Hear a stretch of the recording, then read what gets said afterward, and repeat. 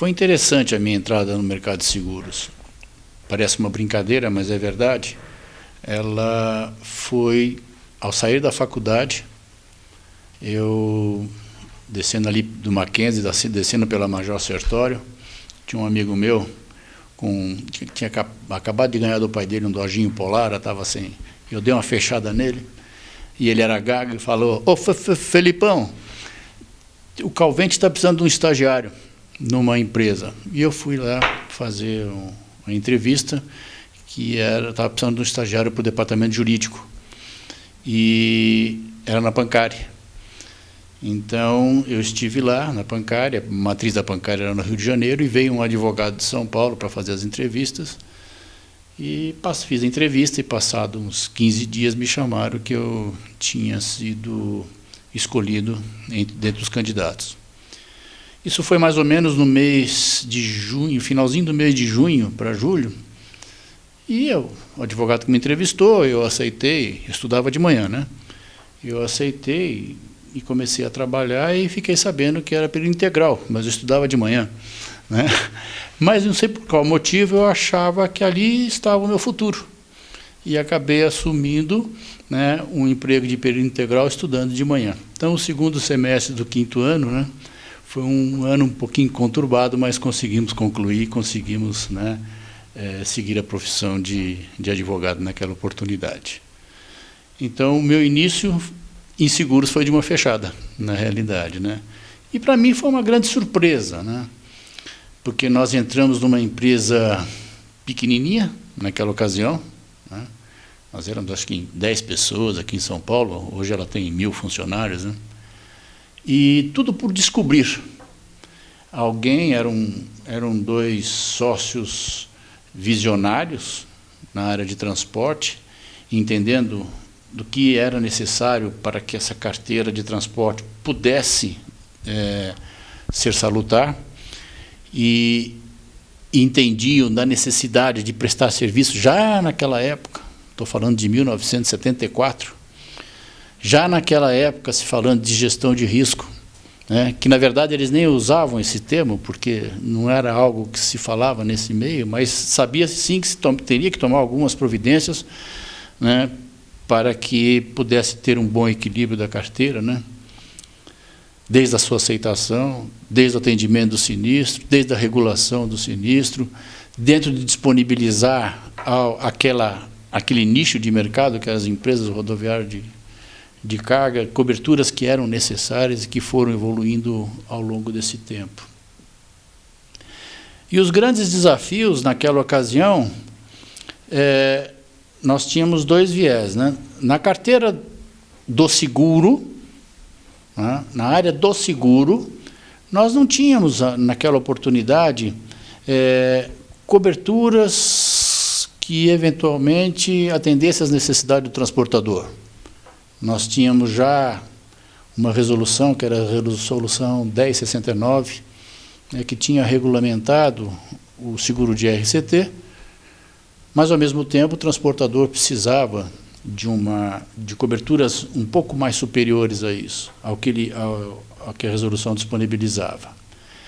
Por outro lado, nós tínhamos, concorrendo junto com o mercado e dizendo como se fosse um seguro obrigatório também, né, o chamado RR, que era risco rodoviário, que se vendia para os embarcadores como sendo seguro obrigatório. E ali eu posso dizer para você que foi a primeira experiência profissional recém-formado, recém-chegado em seguros, e foi uma grande oportunidade que eu tive na minha vida, porque os meus patrões, na ocasião, me deram a possibilidade de estudar seguro, ler aquela nossa tarifa, de todas as tarifas, sempre nos pagando cursos, sempre nos possibilitando que nós tivéssemos um conhecimento técnico e que, juntado com o jurídico, isso nos facilitou muito. Logo no primeiro ano, já em 75, eu era recém-formado, fui chamado ao Rio de Janeiro, já achando que tinha feito alguma coisa errada, né? E me chamaram para dizer que a matriz da Pancari estava vindo para São Paulo, né, e que o diretor jurídico não vinha para São Paulo, que a partir daquela data eu era o chefe do departamento jurídico. Eu não sabia se eu chorava, se eu ria, né? E eles me perguntavam: você já pode advogar? Eu falei: preciso buscar minha carteirinha na ordem, que eu não tinha ainda buscar ainda, né? Então, muito novo, eu assumi uma responsabilidade muito grande, né? Todo o jurídico da Pancari, né, que atendia não só as necessidades dela, mas ela já prestava serviço aos transportadores. Então, as perguntas das mais variadas possíveis para um recém-formado, você tinha o conhecimento técnico, sabia onde pesquisar, mas, de repente, quando você chegava às suas conclusões, será que está certo mesmo? Será que vão entender o que eu estou falando? Ou será que aquela minha decisão, a minha conclusão está correta? E isto eu linko ao que eu falei anteriormente, que foi a minha primeira experiência junto com o RR. Quando, num determinado momento, e havia uma briga naquela ocasião, porque achavam que eram coberturas que se somavam, então tinha uma briga que o transportador não queria fazer, mas o embarcador obrigava a fazer o dele também, enfim. E naquele momento, em função dos estudos, eu cheguei à conclusão que o RR não era obrigatório. E se vendia aos embarcadores como sendo obrigatório. E daquela conclusão, eu fui conversar com o meu patrão na ocasião, eu falei: olha, eu cheguei agora, mas eu estou vendo aqui que esse seguro ele é vendido como obrigatório, mas ele não é obrigatório. Mas como ele não é obrigatório? Falei: o Decreto-Lei 73 obriga o embarcador a fazer o seguro para caso fortuito força maior e o transportador pela sua responsabilidade. E quem fez essa legislação foi muito inteligente, porque o embarcador ia fazer o seguro de tudo que não era de responsabilidade do transportador, e o transportador era obrigado a fazer tudo aquilo que era da sua responsabilidade em função do transporte rodoviário de cargas. Não, que é isso? Você está louco? Não, tenha certeza. Mas, Felipe, você tem certeza? Tenho. Eu falei: então, vamos fazer o seguinte, eu te peço uma coisa. Como eu cheguei agora, eu queria que você me pagasse um parecer de um grande jurista para dizer se a conclusão que eu cheguei está correta. E até isso eles investiram. E naquela ocasião eu fui buscar um dos grandes civilistas aqui, que era o Dr. Washington de Barros Monteiro, e mostrei a ele: olha, eu cheguei a essa conclusão. Eu estou errado? Aí ele falou: Felipe, eu vou analisar. Se você tiver certo, o preço é um. Se você tiver errado, o preço é maior. Porque se você tiver certo, eu só vou aqui acompanhar o seu parecer. E a partir do momento, o parecer foi favorável, e então aquele foi um grande momento onde foi o primeiro assunto que eu tive uma grande participação dentro do mercado segurador, e a partir daí as coisas começaram a caminhar de uma forma diferente. É óbvio, tudo isso através da empresa que nós trabalhamos, que foi a Pancari. E essa foi uma grande revolução que começou a ter nesta carteira, e depois a evolução do seguro de RCT, a criação do seguro contra o roubo de carga, porque não existia e tinha que fazer algumas manobras para atender às necessidades do transportador, porque só quem dava o roubo de carga era o tal RR. Então, aí houve a criação desse seguro que chamamos aí, que é o seguro de RCF-DC, que é o seguro de responsabilidade civil, né, do transportador, do desaparecimento de carga. O RR não é um seguro obrigatório. Hoje o transportador ele pode fazer o seguro dele de transporte, o RCT-RC, mais o seguro de RCF-DC. E com a evolução, nesses últimos anos, acabou por muitos seguros, muitos transportadores, quando vão carregar, para a Nestlé, por exemplo. Então, a Nestlé, ela faz o seguro dentro deste RR antigo, compreendeu? E esse seguro que ele faz, o transportador acaba pegando esta apólice que é deste embarcador, e começaram a emitir uma carta que se chama Dispensa do Direito de Regresso, a tal DDR, onde o transportador, para aquela carga daquela empresa, ele não faz, entre aspas, o seguro, porque está no seguro do embarcador, e se acontecer alguma coisa, essa seguradora não se subroga contra o transportador, porque o seguro está feito. Ou seja, não há uma duplicidade de seguros. Ele não precisaria fazer aqui o RCT e o RCFDC, e mais o embarcador fazer o RR. Ainda continua assim, né? Alguns embarcadores fazendo o seguro, mas não de forma obrigatória, porque, de repente, ele tem uma necessidade de uma cobertura mais ampla, de uma avaria, de alguma coisa que, de repente, aqui no transportador rodoviário não tem, porque é só em decorrência de acidente, né?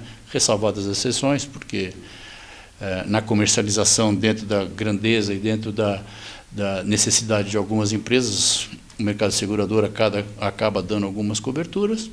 Mas, enfim, essa foi uma grande evolução, acho uma grande participação que nós tivemos. Então, nós também acabamos por participar, naquela ocasião, por toda essa evolução, onde o transportador hoje tem a lei dele, que fala quem é o transportador autônomo, quem é o transportador rodoviário de cargas, né, o agente de cargas. Então, hoje você já tem uma legislação própria. E isso é óbvio que acaba, de certa forma, mudando as obrigações, né, desse transportador, e não daquela época que você tinha que se valer a eventual jurisprudência ou a sua criatividade ou comparativos com estrada de ferro e código comercial. E uma das grandes teses, né, que nós iniciamos, que hoje ainda existe, mas de uma forma um pouco diferente, que eu vou colocar para você, é que o RR lá atrás ele era montado quando houvesse excludente de responsabilidade do transportador.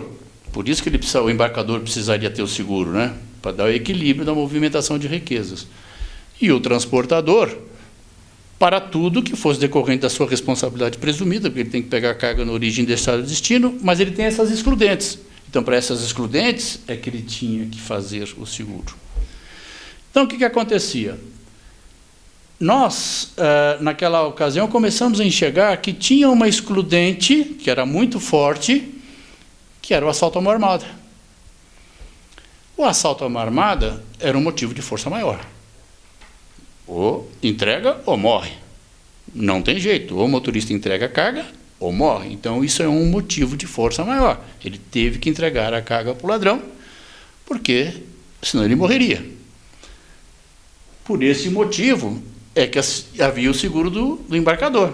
Então, saía excludente de responsabilidade do transportador e o embarcador, então, seria indenizado pela sua seguradora. Só que esta seguradora, não contente, se subrogava nos direitos do embarcador e vinha cobrar do transportador. Então, nós levantamos, naquela ocasião, a tese de força maior quando fosse assalto à mão armado, e aquela seguradora não tinha sucesso nas suas reclamações. Por isso que hoje existem as tais cartas de DDR, né, a dispensa do direito de regresso. Então, se ele faz o seguro lá, ele não precisa depois. Bom, enfim, isso é um resumo breve na parte do transporte rodoviário de cargas.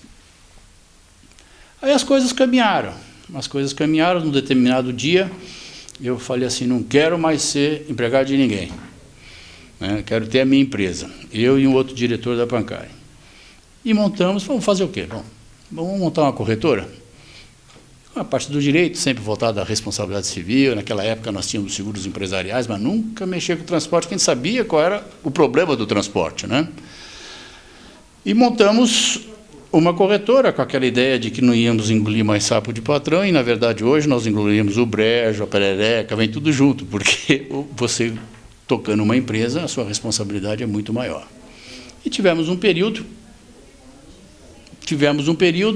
onde nós tivemos um bom sucesso nessa corretora, e o nosso negócio era muito mais envolvido na parte empresarial, responsabilidade civil, depois concessionárias, até que em 98, mais ou menos, 98, Não, minto. 92 para 93, houve um congresso lá em Buenos Aires e acabei conhecendo lá um broker de resseguros, que mexia com uma série de seguros e lá na Argentina já tinha um mercado aberto e acabamos fazendo esse relacionamento. Quando iniciou o governo Collor, nós começamos a ter um certo relacionamento com o ministro da Previdência e ali começamos a ter relacionamento com os hospitais.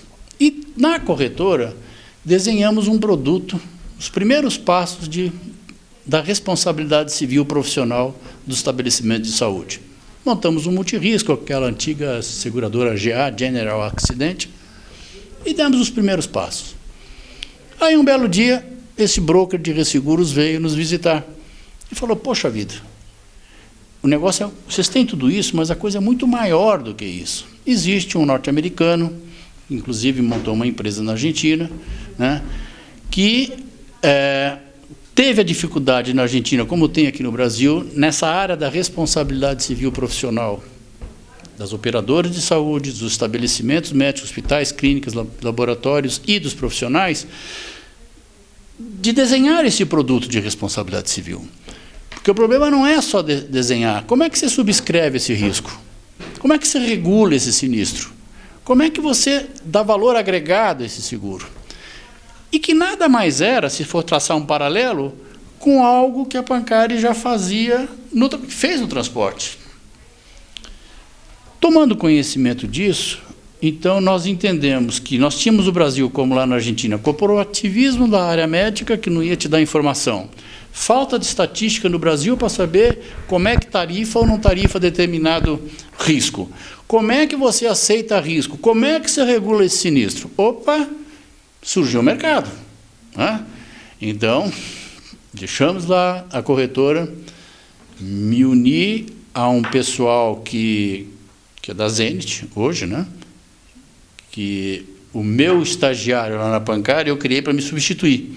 E depois ele criou a Zenith. Então, eu trouxe esse negócio, fizemos uma sociedade e saímos a mercado para disponibilizar ao mercado segurador a possibilidade de entrar nesse mercado, mas com apoio à subscrição. E para esse apoio a essa subscrição, trouxemos toda uma metodologia de fora, redação das condições da apólice, inspeção de risco na área da saúde, que então eu seria, em um primeiro momento, um apoio para o departamento técnico. A segunda situação aconteceu, você tem quem regule esse sinistro. Então, nós seríamos também um apoio da regulação de sinistros dessa área. Mas por que regulação de sinistro? Porque eu não poderia dar para alguém dentro de uma companhia, numa carteira de RC simples ou eventualmente do automóvel, para regular um sinistro, porque nós estávamos falando de ato médico. Então, você tinha que ter uma equipe multiprofissional. Então, nós formamos dentro da nossa empresa, nós temos médico, tem dentista, tem enfermeira, tem farmacêutico, porque a hora que acontece um fato dessa natureza, primeiro você vai discutir o assunto técnico, que depois passa pelo jurídico, para depois o técnico ter a conclusão. Então, o técnico do departamento de sinistro, quando ele recebe o posicionamento do profissional da área, se for engenheiro, se for médico, o que for da área. Isso passou pelo jurídico, que analisou o posicionamento técnico, e ele vai encaixar isso dentro da técnica do seguro. Então, formam um laudo de regulação que você pode disponibilizar para a seguradora quanto ela deve constituir de reserva, qual é a probabilidade, se é remota, se é possível, se é provável, entendeu? Os valores da ação são absurdos, os valores da ação. A gente diz, ó, o valor da ação é de 1 milhão, mas o valor em risco, se for condenado mesmo, passa de 100 mil. Isso tem tudo a ver para você constituir reservas e resultado da seguradora. E o terceiro item é, naquele momento, que é o momento do sinistro, que o médico, o dentista, o hospital, eles estão numa situação, né? Ele, logo de cara, ele tem alguém para dar o apoio. E se ele precisar de um jurídico, se ele não tiver o advogado, ele também tem uma equipe, inclusive composta de advogados, que é indicado, é óbvio, pela seguradora, que vai disponibilizar a defesa dele.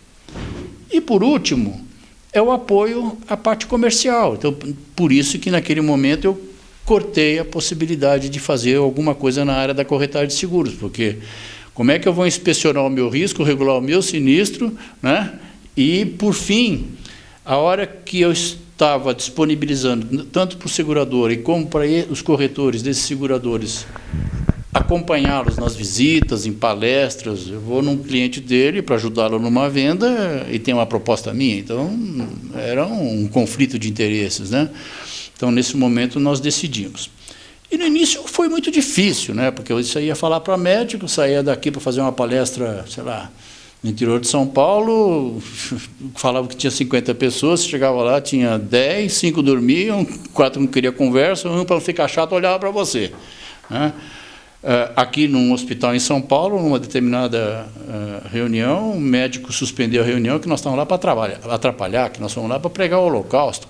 E nós estávamos falando de prevenção e de financiamento das perdas. Ele tinha que fazer a gestão do risco profissional dele, e ele tinha que, de uma forma mais barata de financiar uma perda, contratar um seguro, né? Hoje em dia eu fiquei desbocado, porque naquela ocasião eram só hipóteses. Hoje eu tenho 1.200 processos. Hoje eu tenho processo de qualquer área. Você pode discutir em qualquer especialidade, eu tenho estatística do que você quiser. Então, quando você entra para conversar com esses profissionais, você começa a dar exemplos e mostrar para eles que, efetivamente, né, somos ser humano. Não tem jeito. Em um determinado momento, você vai cometer uma negligência, pode até uma imprudênciazinha, né? A imperícia já é mais complicada. A imperícia é aquele que não sabe nada, né? Então, ele não, né? Uma negligência, por ser humano, você pode cometer. E o seguro é a forma mais barata. E chego a falar, se você hoje, só para você ter uma ideia, para uma importância segurada que é pequena, vai de 100 mil reais para um clínico geral, é um cafezinho por dia que ele vai gastar. Então, um cirurgião plástico, ele vai gastar 4 cafezinhos por dia. Será que é o seguro que vai encarecer? Aí nós tínhamos os conselhos de classe, sou contra o seguro, mas justamente o seguro que está dando todo apoio. É justamente a instituição do seguro que está viabilizando com que esses profissionais, na hora que tem um problema, é justamente o mercado de seguro que está dando para ele uma equipe multiprofissional para defendê-lo. Porque 85% das ações são improcedentes, porque os pedidos são insinceros, mas para se defender custa. Para se defender, ele vai gastar em média de 15 a 20 mil reais se cobrar um honorário barato, porque ele tem honorários do advogado, custos processuais, perito do juiz, assistente técnico, e tem mais. Cada profissional desse, ele, no ato médico dele, ele tem, fora o prestígio profissional, ele tem mais 3 espadas enfincadas nas costas que ele tem. Ele pode ter um processo crime, ele pode ter um processo do CRM, e ele pode ter um processo de responsabilidade civil. E neste processo, correndo paralelo a isso, nós iniciamos todo um processo de educação para a prevenção nesta área. Então, nós vamos lá, fazemos a inspeção no hospital, desta inspeção ou aceita ou não aceita o risco, ou aceita de forma como deve aceitar, faz um programa de gerenciamento de risco, né, que traça um determinado paralelo, né, não tem nada a ver com acreditação hospitalar, que seria, exemplificando um ISO da área da saúde, mas o nosso trabalho ele tem uma visão muito mais voltada à parte da responsabilidade legal dele. É o caso de dizer, doutor, comece a escrever tudo o que o senhor faz, porque o senhor vai ter que provar que o senhor efetivamente fez. O senhor, quando for para uma cirurgia, o senhor tem que falar para o seu paciente os riscos dessa cirurgia, mas ele tem que assinar, que é o tal chamado consentimento informado, esclarecido, né? Porque hoje nós vamos ao judiciário, olha, este fato foi informado, né? Então é uma forma de defesa, e é um direito seu, porque você, muitas das vezes, você tem o direito, é uma perda de chance, você tem o direito de querer ou não fazer uma cirurgia. Eu dou um exemplo de uma cirurgia que nós tivemos aí, um nódulo mamário, e era benigno, existia dentro se precisava tirar, eu poderia conviver, né? Mas se ela tirasse, haveria a possibilidade de perda dos seios. Fez a cirurgia, ela perdeu os seios, o médico tinha avisado, ela entrou em juízo, ele não tinha um documento assinado, e ela alegou que ele não avisou, e ela perdeu a chance de decidir se queria ou não perder os seios, a possibilidade de perder os seios. Quer dizer, um documento como esse o livraria de uma eventual indenização. Então, todas essas coisas que, no final, por incrível que pareça, é sim dar um colo ao profissional, ao estabelecimento de saúde, mas, ao mesmo tempo, também é um trabalho social, porque você está vendo o bem-estar do paciente e fecha essa equação com o equilíbrio de uma carteira, né, para que você não tenha uma sinistralidade alta. Então, as duas coisas, embora sejam de áreas totalmente distintas, mas, no fundo, hoje, no mundo do seguro, eu acabei permeando o mesmo caminho, né? Um focado na área de transporte, onde a visão era gestão de risco, né, para você ter um bom equilíbrio da carteira e, eventualmente, poder disponibilizar coberturas que esse segmento precisava, e, desse lado, hoje, da mesma forma, né, mas não mais como corretor, apenas como um apêndice prestador de serviço do mercado. Nós temos aí tudo por acontecer. É interessante que, às vezes, no escritório, conversando lá com os advogados novos, ou estagiários, ou na área do sinistro, ou na área técnica, as pessoas falam: não, mas o senhor tem tantos anos de seguro, né? Então o senhor sabe bastante. Eu falei: não, nós temos uma referência, nós estamos em outro mundo. Todo mundo está aprendendo novamente. É óbvio que a base, você tem uma base, mas alguma coisa que se aplicava lá atrás não se aplica mais hoje. E o que se aplica hoje não vai se no futuro, né? As minhas primeiras inspeções, eu estava lá vendo como a enfermeira anotava o prontuário, hoje ela está com o tabletzinho dela aqui, já está com tudo informado, a posição é outra. Então, quem não evoluir, quem não acompanhar, quem não estudar, quem não participar de congressos, quem não estiver totalmente envolvido com a evolução e das necessidades que o mercado exige, de tecnologia, de especialização, mas nunca esquecendo de ser genérico, porque senão ele fecha a cabeça dele, eu só faço isso e acabou. Não, ele tem que ter a visão do todo e ser especialista em alguma coisa. Então, o mercado, ele é um mercado que traz novidades, mas, ao mesmo tempo, o que às vezes nos preocupa, né? E nós estamos vendo aqui nesse mercado aí uma grande dança de cadeiras, né? E vemos aí muitas pessoas criando nichos dentro dessas novas seguradoras, né? Com esses resseguradores vindo, a realidade do Brasil é outra. Então, precisa tomar muito cuidado como é que eu quero pegar este mercado. Eu já tenho assistido, infelizmente, eu crio, na minha área de responsabilidade civil profissional, da saúde, eu crio e já saio fazendo coisas tarifariamente que não são necessárias. E que, como o seguro de responsabilidade civil, ele é de tempo longo, o sinistro vai acontecer lá na frente. O prejuízo vai vir lá na frente. Então, não há necessidade de você começar um mercado já, vou usar uma palavra aqui, se aventurando, vou colocar desta forma, com situações que podem comprometer a sinistralidade lá na frente.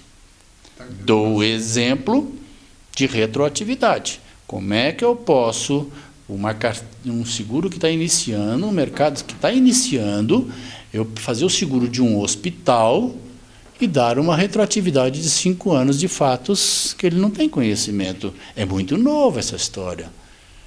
Não é momento para isso. E nem sei se deve fazer. Se for me perguntar, eu sou totalmente contra, né?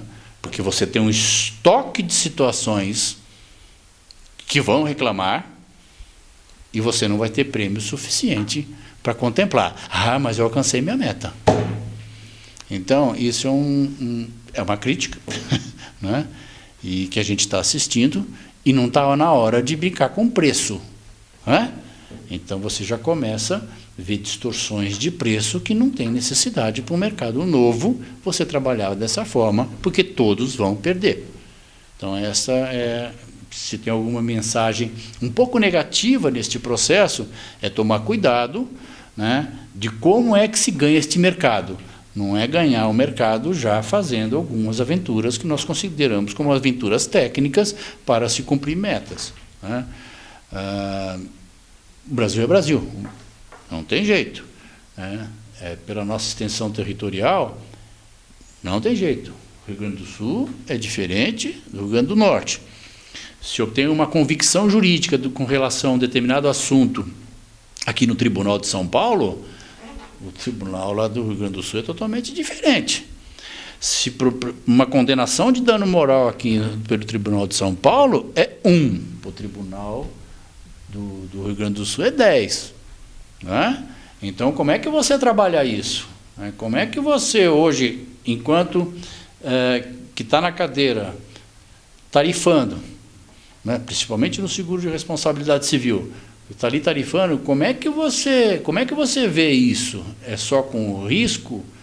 É só com informações que nós tivemos do todo, de fora? Ou vou ver também que Brasil é o nosso, né? Então, essas coisas eu acho que tem que estar tudo dentro do liquidificador para que não se comece uma atividade, né, já distorcendo valores para lá na frente, não, eu mudo, ou eu paro, eu começo a agravar. Então, este momento da concorrência e desta abertura, que é essa lutar, que é boa, está abrindo coisas novas, os corretores estão tendo uma série de opções aí, mas, ao mesmo tempo, a gente só chamaria atenção para se tomar cuidado e alguns avanços aí que podem dar prejuízo no futuro.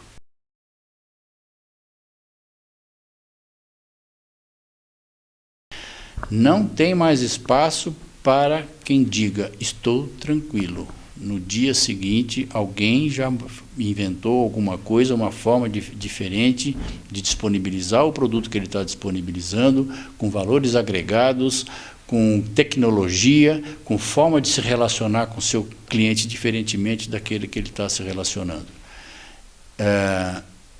Conhecimento total. E o mundo, meu modo de ver, ele já não é mais de que o grande passa por cima do pequeno, né?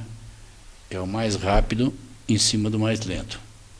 Então, eles têm que estar diariamente se reciclando para poder acompanhar a velocidade com que as coisas ocorrem, não é no Brasil, é no mundo. Então, o jovem executivo não pense porque se formou, porque eu fiz um pós-graduado, porque eu fui para Harvard, não adianta. Saiu, continua. Tem que continuar, tem que estudar, tem que estar envolvido, tem que estar totalmente plugado naquela área onde ele está com a sua atividade profissional. Eu acho que essa seria aí a dica, né, que você pode dizer assim para o jovem executivo. A ANSP é um privilégio fazer parte da academia, né? Muitas das pessoas, ou até acadêmicos mesmo, que estão um pouco distante do dia a dia da academia, não têm a verdadeira noção do porquê da academia, né? Eu me lembro numa das primeiras reuniões que me convidaram aqui para fazer parte da diretoria, quando o Mauro falava, né, que nosso trabalho é sempre em função da instituição do seguro, né? E eu ficava em dúvida naquela primeira reunião, eu falei assim, poxa vida, nessa mesa nós temos aqui empresários envolvidos de várias seguradoras e vai ter um tema para ser discutido. E nesse tema para ser discutido, de repente, eu aqui como acadêmico, eu não posso falar o que eu acho, porque eu efetivamente estou ligado a uma corporação e, de repente, aquela minha corporação tem um entendimento totalmente contrário àquela situação, ou por questão política, ou por questão negocial, ou qual seja o motivo, né?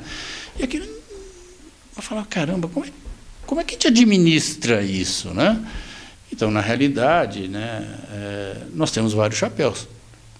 Então, nós temos um chapéu lá enquanto advogado, nós temos um chapéu lá enquanto advogado de uma determinada seguradora e temos um chapéu aqui enquanto a instituição do seguro.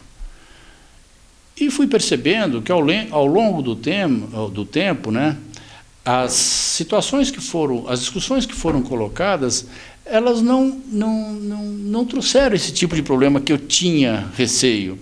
Porque, na verdade, você discutia temas envolvendo a instituição do seguro como um todo, e ali não havia nenhum tipo de partidarismo, e nem que se acha que é melhor ou que pior, mas em si, em função da instituição do seguro. E para mim foi uma surpresa, eu acho que é um privilégio poder participar, né, da diretoria da academia, né, tão bem conduzida aí pelo Mauro, né.